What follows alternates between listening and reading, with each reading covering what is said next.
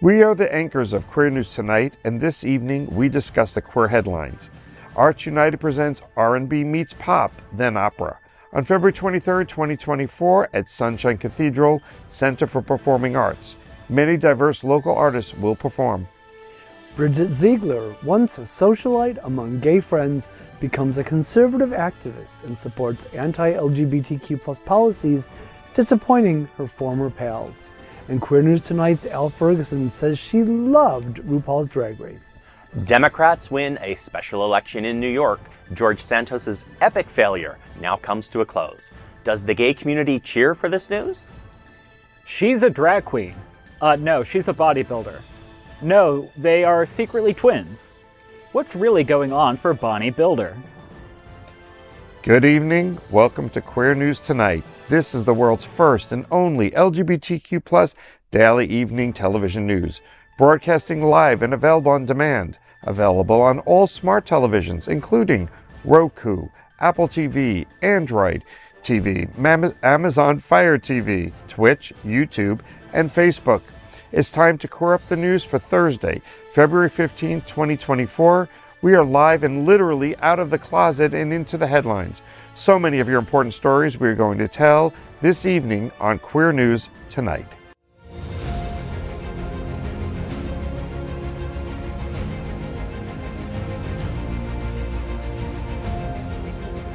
This is the world's first live daily LGBTQ evening news show, literally out of the closet and into the headlines on Queer News Tonight. I'm your anchor at Queer News Tonight, Glen Weinzimer. This evening, we bring you the news of and perspective representing the LGBTQ+ community from South Florida, America, and across our planet. This is the world's first and only unedited live LGBTQ+ evening news show. Whatever happens unique in LGBTQ+ news, you will see it and hear it. HOTspots magazine, happening out television network, is a nonprofit 501c3 media company in the same model of PBS and NPR, but designed for the LGBTQ+ community. Our mission? To support the 10 pillars of our LGBTQ+ community.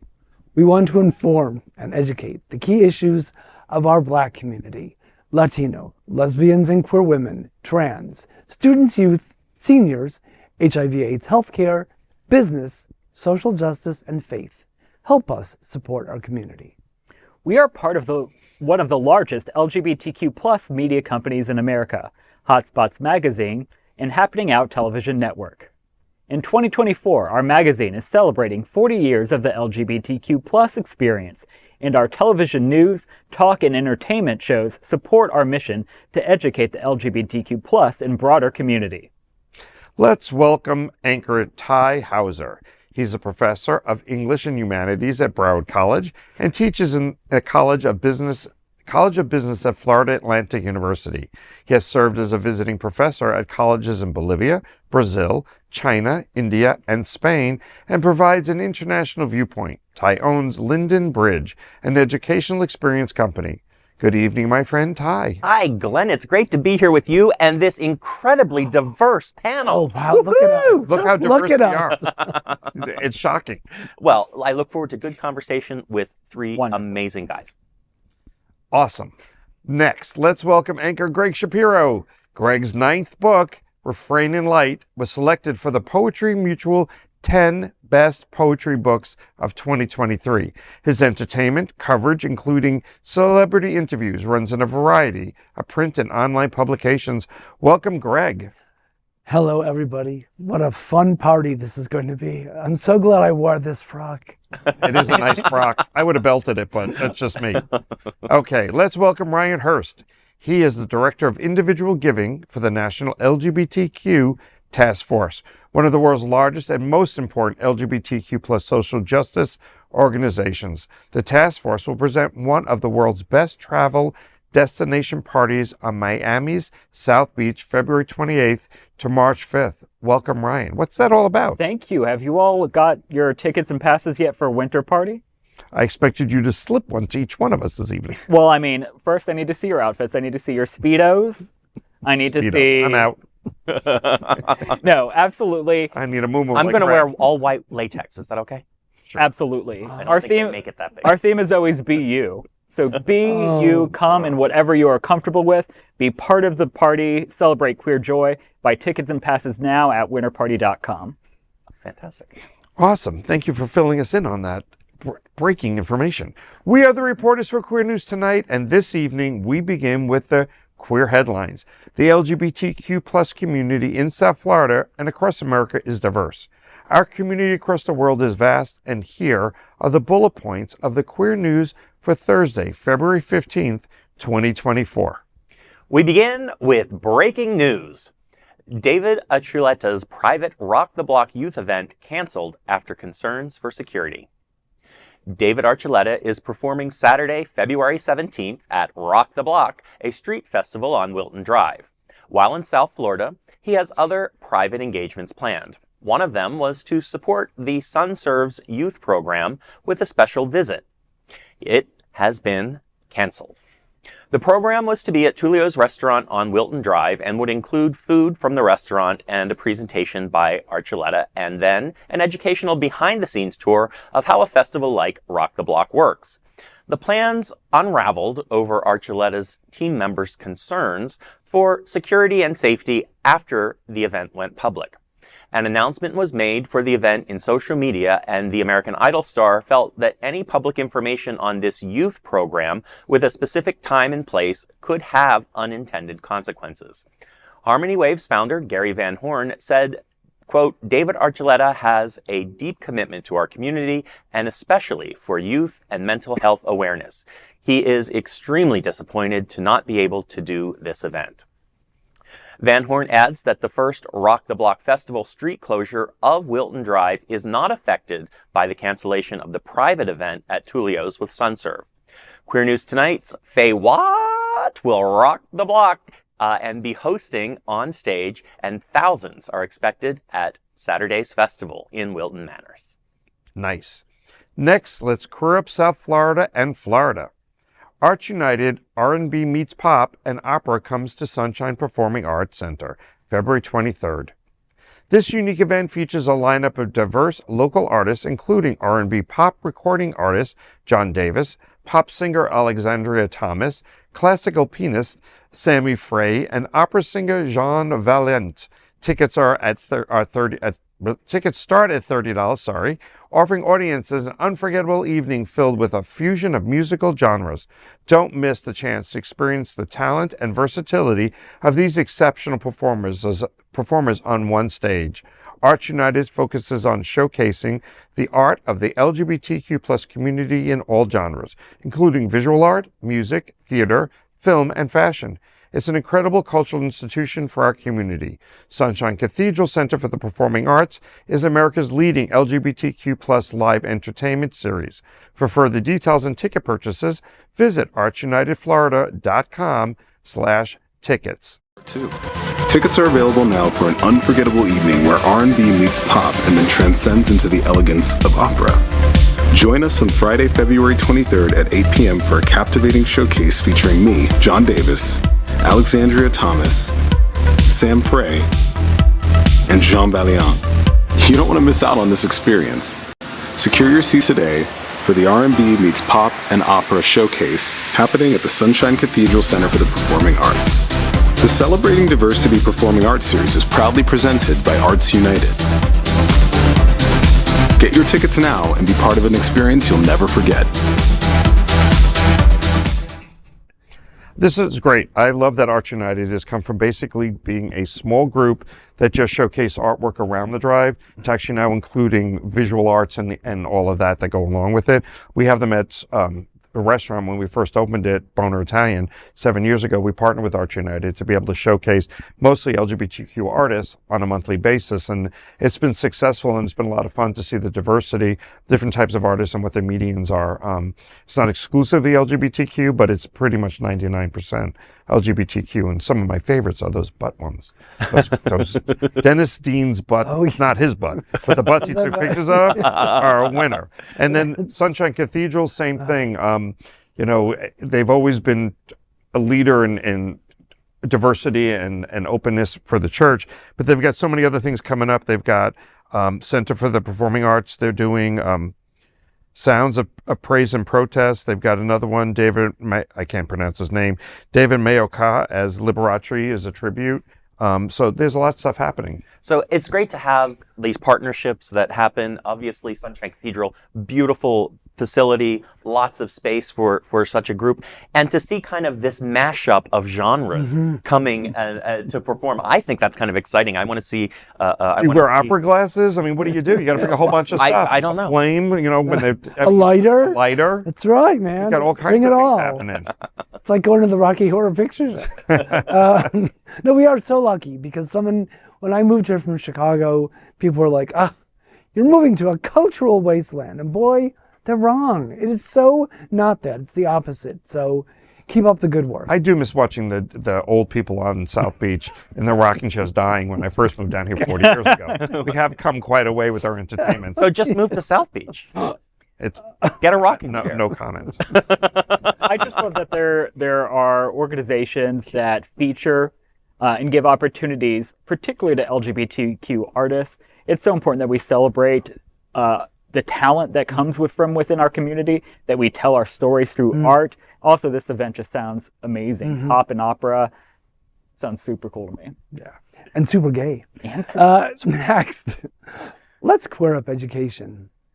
Sarasota LGBTQ+ says Hypocrite Moms for Liberty founder loved RuPaul's Drag Race and gay community.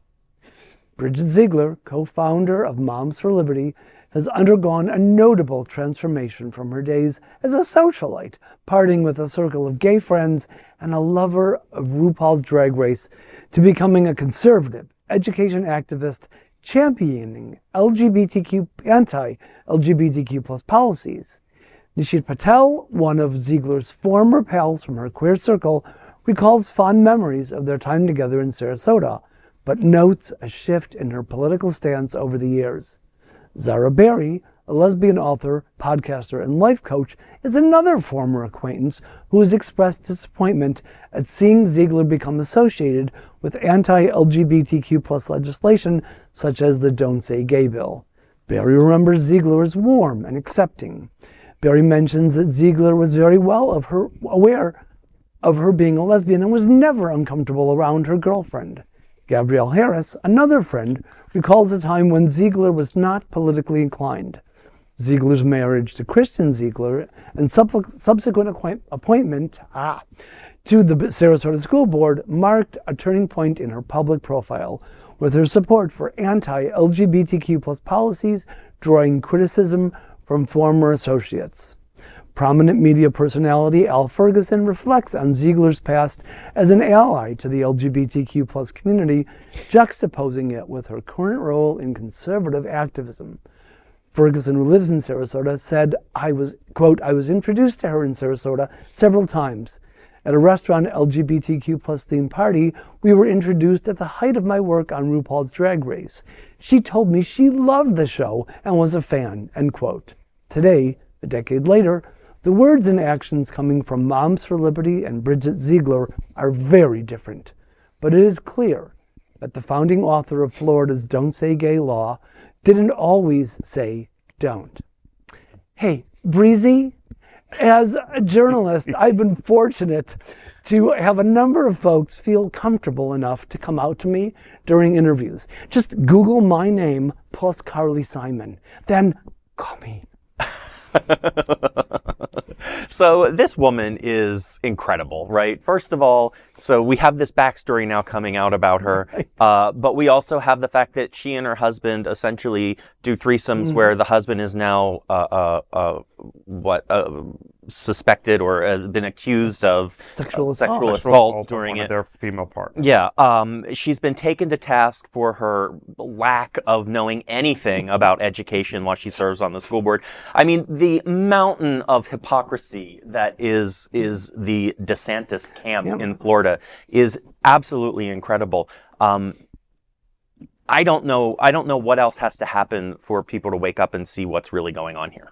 Yeah, for me, I don't care anything about what her and Christian Ziegler do in their privacy of their bedroom. Just like I don't want any of them to care about what I do in the privacy of my bedroom. Right. What really bothers me, what gets to me, is exactly what you said, which is the hypocrisy of it all. The hypocrisy that causes harm to people, particularly members of the LGBTQ community, which we now know was at one time welcoming of her. We made her feel welcome in our space. We made her feel loved. We gave her kindness. And to turn that around and to not only express your own personal views of, anti-LGBT opinions, but then to put that into legislation and into a way that harms children of all people, that is what I find unacceptable. And that's exactly what she's doing, because she has been part of our community, and in many ways is still part of it with her husband. If they're adding an extra same-sex partner for one of them into it, so the hypocrisy is outrageous. And here she is speaking on behalf of DeSantis in many ways, putting across the "Don't Say Gay" bill, all things that are basically the complete opposite of what she's doing on a daily basis. So it is hypocrisy at the greatest order. So, and there was a time when people would resign from public life over this kind of stuff. Democrats still do. Yeah, well, yeah, that's true. Yeah. Yeah, that's true. But instead, for some reason, they feel more emboldened to move forward, and I just don't understand how we've gotten to this point. I don't know. No apologies is basically how they feel. That's their policy. Yeah. Okay. Well, I'm going to move us on, and we're now going to queer up politics. George Santos' congressional seat goes to a Democrat. Is this a hint to predict the November election? In a significant win for the Democrats, Tom Suozzi cinched victory in a special election for a U.S. House seat in New York. The margin was significant as Suozzi won 54% of the vote. The victory in the politically mixed suburb district is seen as a boost for the Democratic Party, especially with the upcoming fiercely contested presidential election in November. His win over the Republican candidate fills the seat left vacant after Santos left, who is also an out gay Republican and was expelled from Congress.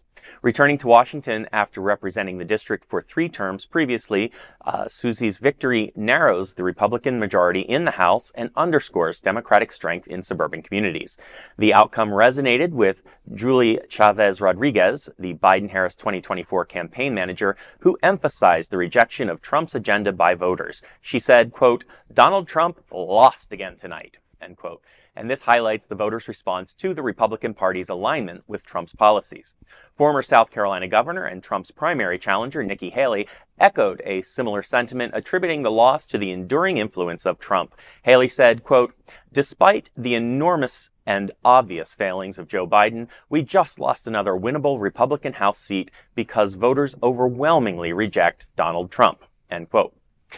The victory signals a potential shift in the political landscape ahead of the November elections, and is it possible that it might underscore the probable winning of Biden for the second term?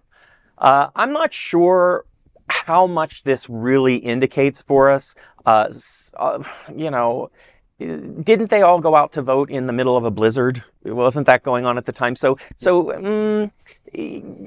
I don't know. I don't know what this is really telling us. People that are willing to brave a blizzard to vote certainly wanted to vote left. Right. Yeah, it's one seat in of 435 seats in the House of Representatives. I don't know if I would look at one election and try to read tea leaves off of that. I will say that it does appear that Democrats tend to be outperforming in not only the 2022 midterm election, but also in special elections that have taken place since Biden's election. Does that actually portend anything for 2024? I don't know. I would say that, it's possible pollsters are missing something, but I think what the reality is that this is going to be a close election, and that if you care about it, you need to go out and vote for whatever candidate you are supporting. I will say, though, I am going to miss the constant stories about George Santos's Antics was the word I was looking for. But let's keep him out of the news. Yes. I don't need to hear him coming back for any, let's be done with him now. Finally, let's find someone and stop talking about them. Yes. Because we have been famous for continually bringing up the names of people that, like Trump, that have just made our lives worse, and they're in the news every single day. I think that there is something telling about how much Trump is disliked, more so. But I also think that there's a sense from this kind of story that they want us to let our guard down. And I think the worst thing we can do is let our guard down, because we saw what happened when Trump ran against Hillary.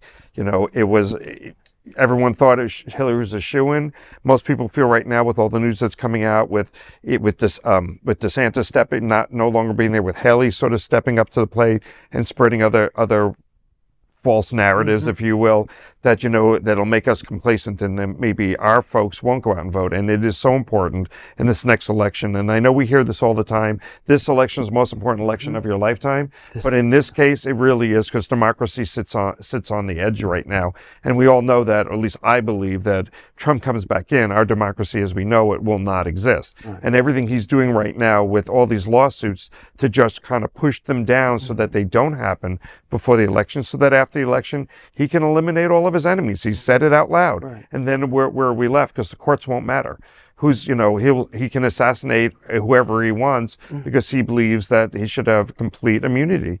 It's just a scary time. So yes, and we have to remain vigilant. And of course, in true misogynistic temper tantrum style, it didn't take Trump long to lash out at loser Republican Mazie Pilip, calling her, quote, a very foolish woman, end quote. She should clap back, maybe call him a big orange dirty adult diaper baby. Oh wait, I just did. Again. Well, Glenn, I think you bring up two really good points. The first being that... That's why I'm here. Yeah, it is. The first being that Hillary Clinton lost to Donald Trump. And if you looked at the polls in that election, she was leading him by 5 to 6 points in the lead up to Election Day, and still lost the electoral vote. She won the popular vote, but she still lost the electoral vote. Joe Biden, on the other hand, is either narrowly leading, tied, or trailing Donald Trump in every poll leading up to this election right now. And we still have a long way to go, so anything can change.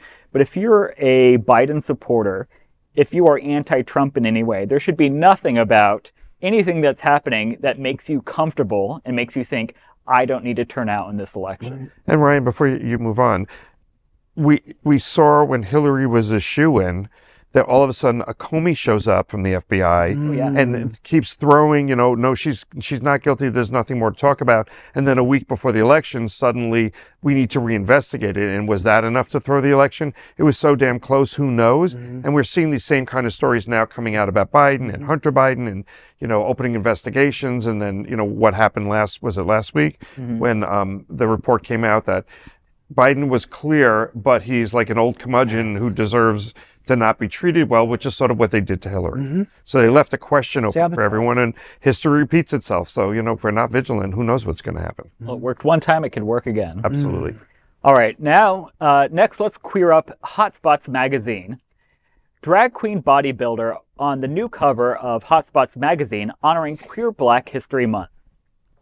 You are looking at the new cover of this week's HOTspots magazine. The cover is unusual. You might wonder, are they twins? Well, no, it's the same person. That is drag queen Bonnie Builder, who is also a South Florida performer and bodybuilder and fitness trainer. She's on the fast track to become a contestant on RuPaul's Drag Race, and Bonnie helps launch the 40th anniversary of the magazine as it celebrates Queer Black History Month. The largest LGBTQ+ magazine in Florida is part of the HOTspots Happening Out nonprofit LGBTQ media group and is full of incredible features, including a story about the Green Book. The historic publication started as the Negro Motorist Green Book, and now a modern version of the Black Travel Guide. You will meet some of LGBTQ+ South Florida's most interesting Black community members, including Jasmine McKenzie, J.T. Tucker, Carvel Estriplet, Kedna Ashley, couple G. Wright and Nick Harris, Tatiana Williams, Clifton S. Fair, Terry Dyer, Lorenzo Robinson, and Ronald Perez. See the interesting images of Black Love Nubian kings, including Chaz, Jay, Sam, and Terry.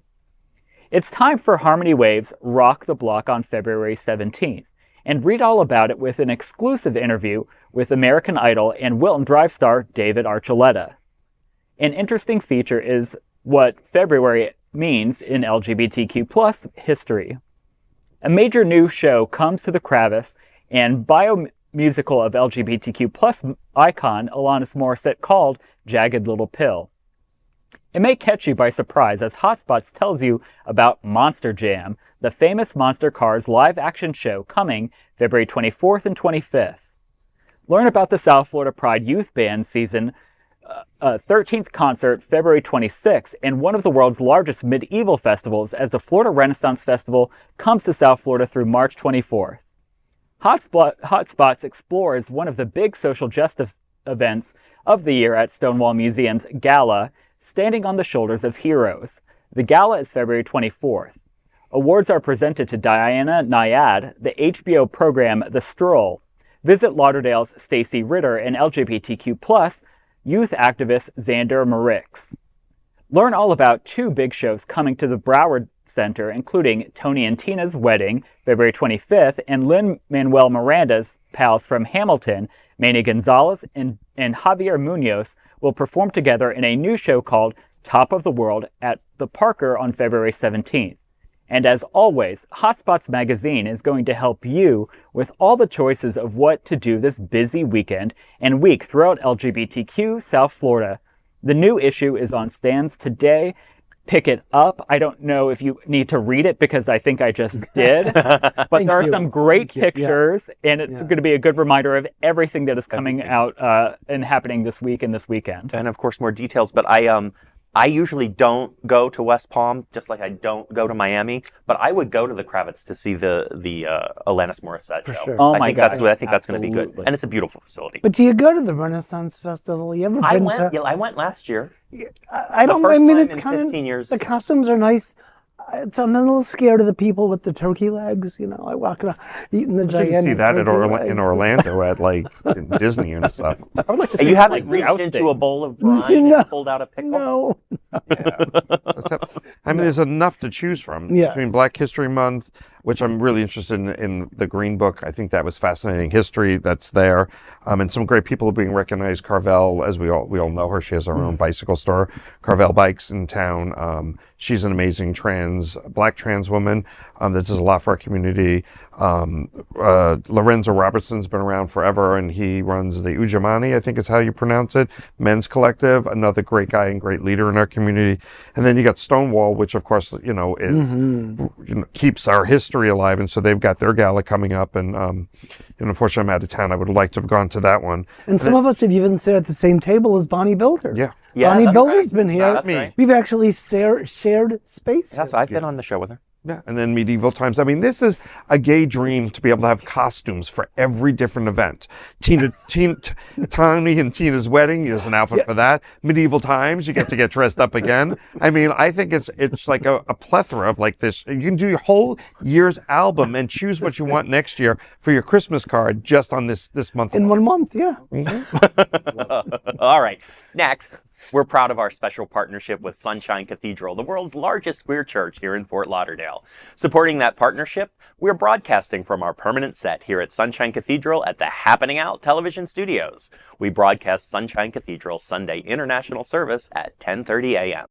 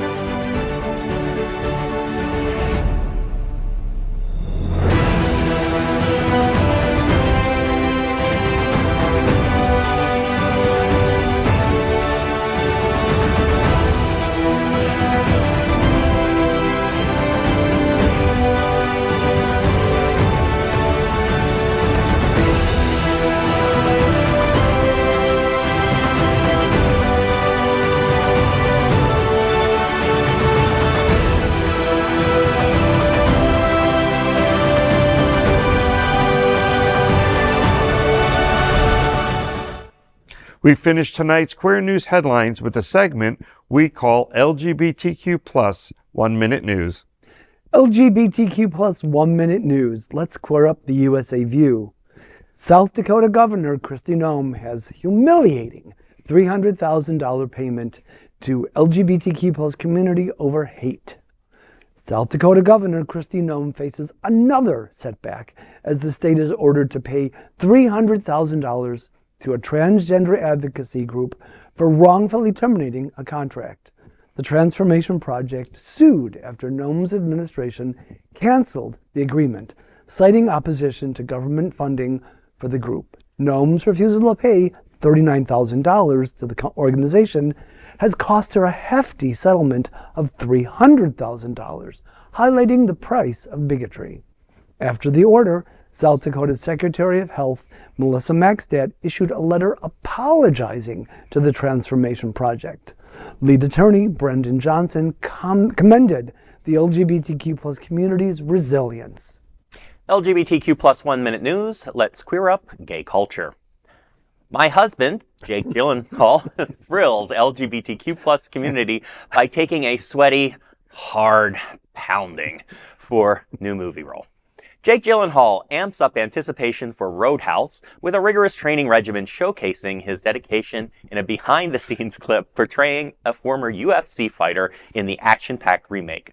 The clip shows Gyllenhaal's impeccable abs, enduring 40 punches to the gut, underscoring his commitment to the role. Of course, gay social media paid attention. Despite his stellar performance, controversy looms as director Doug Liman plans to boycott the premiere as Amazon forgoes a theatrical release and chooses instead to stream it. Liman criticizes the decision, arguing it deprives filmmakers and stars of recognition. Nevertheless, fans eagerly anticipate the film's Prime Video debut on March 21st, though gay fans lament the missed opportunity of seeing Gyllenhaal's rock-hard body all that size on the big screen. That was a good one. LGBTQ plus 1 Minute News. Let's queer up entertainment. Jonny McGovern returns to RuPaul home as Hey Queen on Wow. In 2014, Jonny McGovern launched Hey Queen on YouTube, featuring interviews with RuPaul's Drag Race stars. After a hiatus following co-host Lady Red Couture's tragic passing in 2020, the show now returns with McGovern hosting solo. Legendary drag queen Kevin Aviance now introduces each episode. As per the new format, week by week McGovern interviews the 14 queens of the Drag Race Season 16. The show is now exclusively on World of Wonder Presents Plus, where McGovern dazzles in eye-catching attire and serves tea from a stunning vintage pot. He prompts former Drag Race contestants to share their own revelations, encourages candid discussions about their peers, and asks about interactions with RuPaul herself. We're back! Hello children, it's Kevin Aviance. Are you ready for some cutting up and some kicking? Are you ready for a gay old time? Well, I hope you are. Cause now it's time for Hey Queen with your host, Jonny McGovern. Hey Queen, come on and spill the tea. Hey Queen, it's just a good old-fashioned kiki. Hey Queen, we're cutting up with Jonny.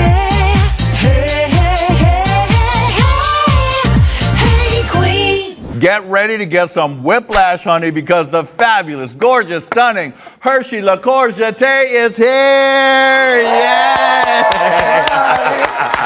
That was a cute introduction. Baby, of course. I mean, look at her. Look at all of her. It's chocolate. Hey Queen.